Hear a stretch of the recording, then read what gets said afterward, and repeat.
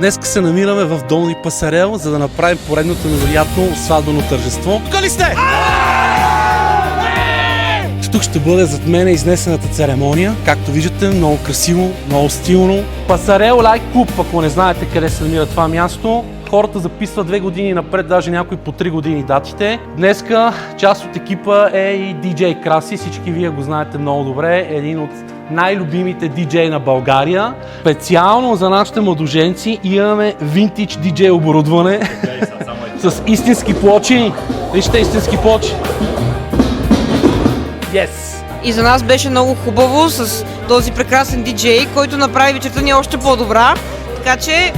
Готиния диджей. Добре, благодаря. Това ще го кажем след малко.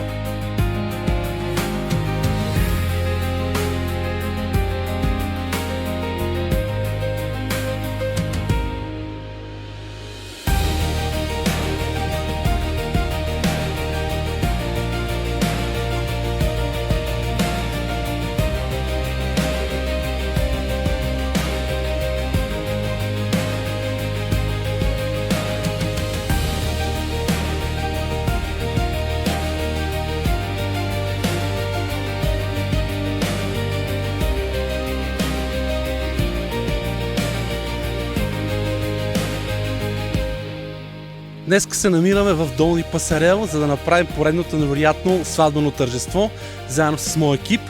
Както виждате, ето тук зад мен младоженеца с шаферите загряват и сега ще отидем да усетиме каква е обстановката, защото наистина предстои един невероятен празник. Останете до края, за да добиете представа за какво тържество става на въпрос.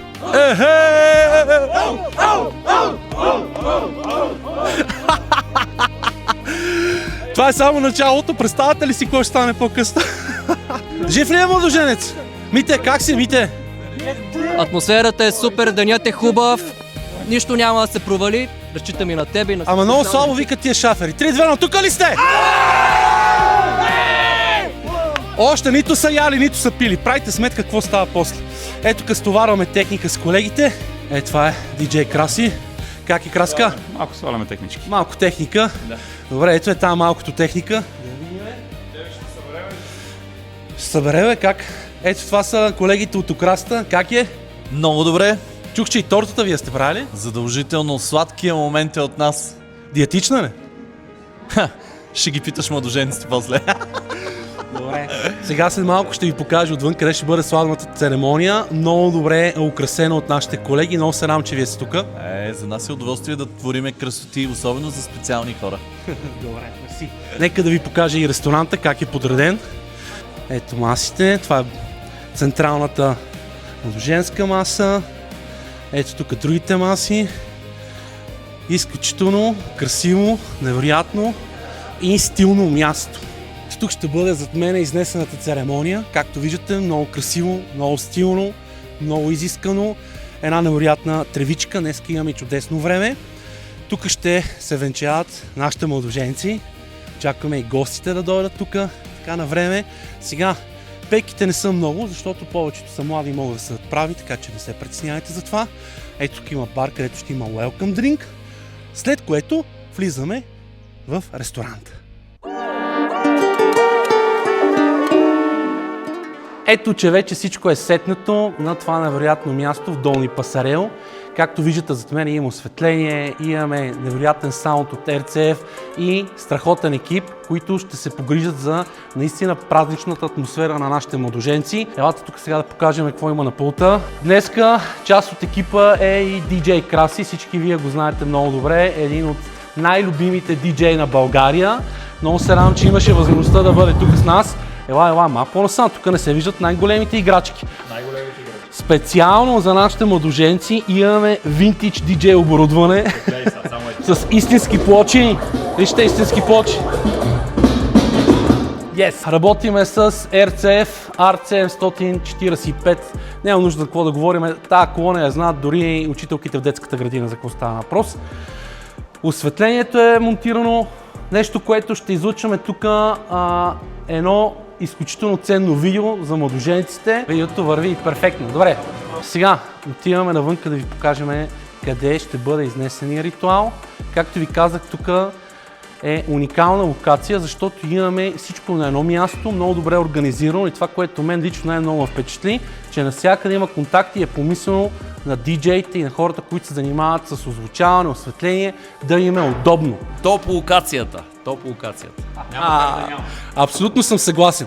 Айде сега отиваме навън. Нали така? Силно? Точно така. Да, добре. Искам само да видите градината, хора. Глейте. До последно тук се косеше, подреждаше се, поливаше се, дръвчета, различни видове растения, изключителна красота.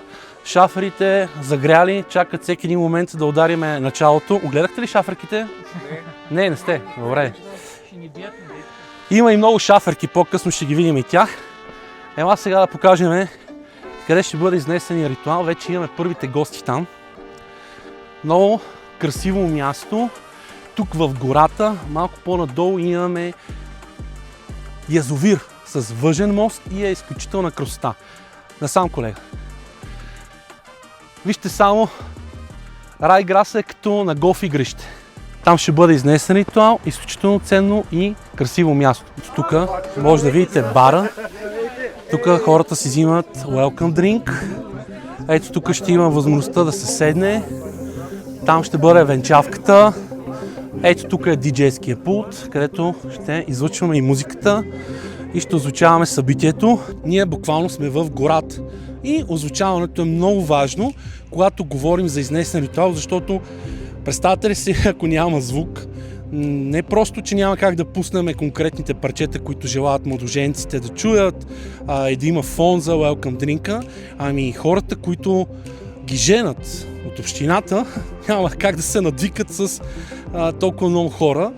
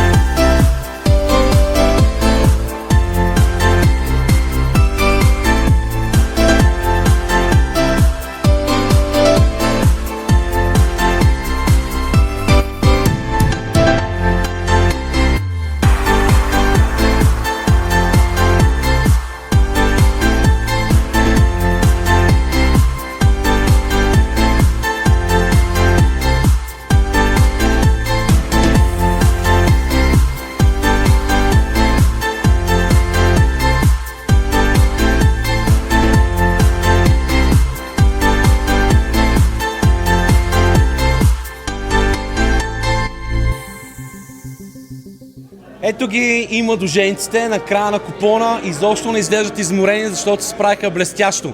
Как се чувствате? Много добре, удивени. Много живи. Най-хубавата сватба. Най-готиният диджей. Добре, благодаря. Това ще го кажем след малко. Коя част от сватбата ви хареса най-много? Танците много ясно. Танците. Как избрахте да изберете тази локация тук? Просто има много гора, има много зелено, има много красоти, така че това беше красиво място, красива сватба. Топ място с топ ядене и топ услуги. Чудесно. И сега, къде ще бъде медения месец? В Крит, в Гърция. Точно там. Добре.